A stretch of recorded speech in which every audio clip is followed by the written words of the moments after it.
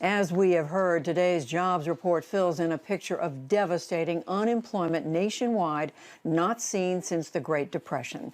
Let's look at its findings and the challenges of getting the economy up and running again. Neel Kashkari is the president of the Federal Reserve Bank of Minneapolis. He was the Assistant Secretary of the Treasury in 2008 and 2009, where he oversaw a major part of the government's efforts to stabilize the system during the financial crisis at that time. Neel Kashkari, welcome to the NewsHour. What words can you use to describe what's going on right now with our economy and what's happened to people's livelihoods?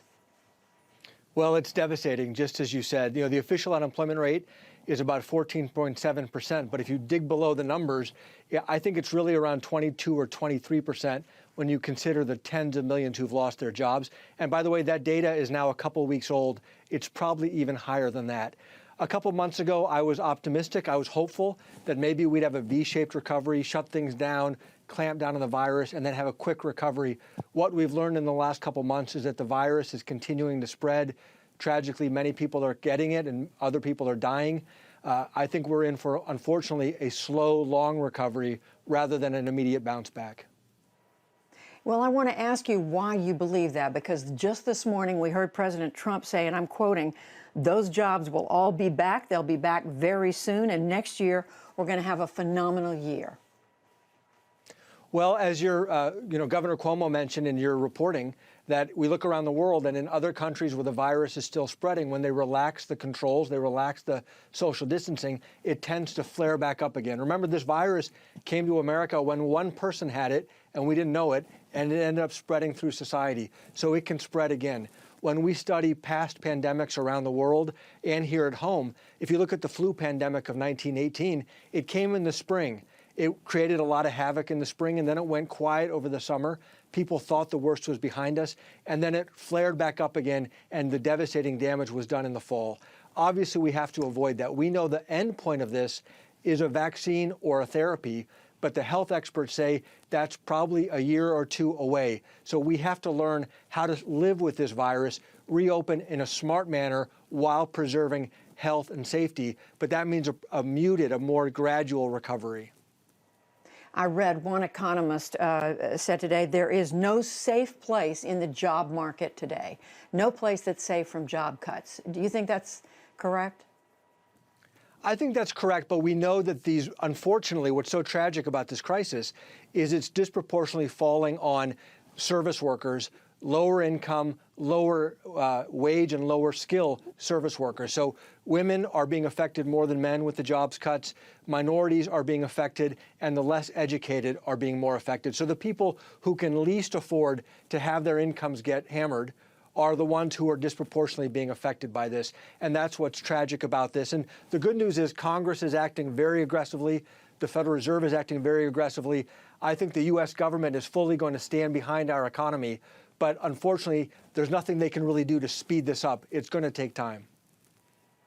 And I want to ask you about that, but just quickly, when you talk about the unfairness of how this is hitting people at the lower end of the economic scale, does that mean it's going to be harder to come out of this?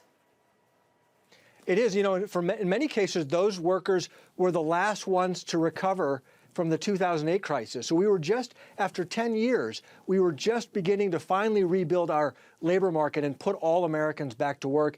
And the lower income workers were finally starting to see wage gains.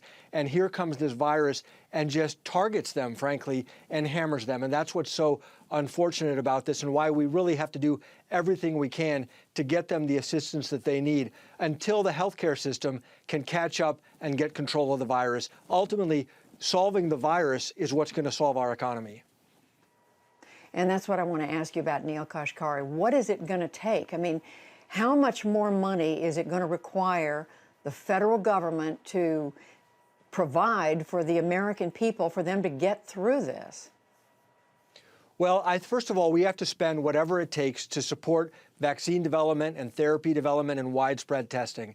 Any dollar we spend there is going to more than pay for itself in needing less money to support the economy. So that's the first part. The second part is I think we need to start reopening businesses where you can actually socially distance, where you can wear masks. Some businesses lend themselves to that.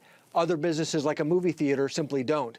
And then I think we start to focus the economic assistance on those workers and those folks that need to socially isolate indefinitely. Like, we know that younger workers are at lower risk than older workers and those with pre-existing conditions. I think if we start to shift towards targeting the assistance to those who are most vulnerable, I think we'll be able to get into a place where we can sustain this for a year or two, because we're going to need to be able to sustain it for a year or two.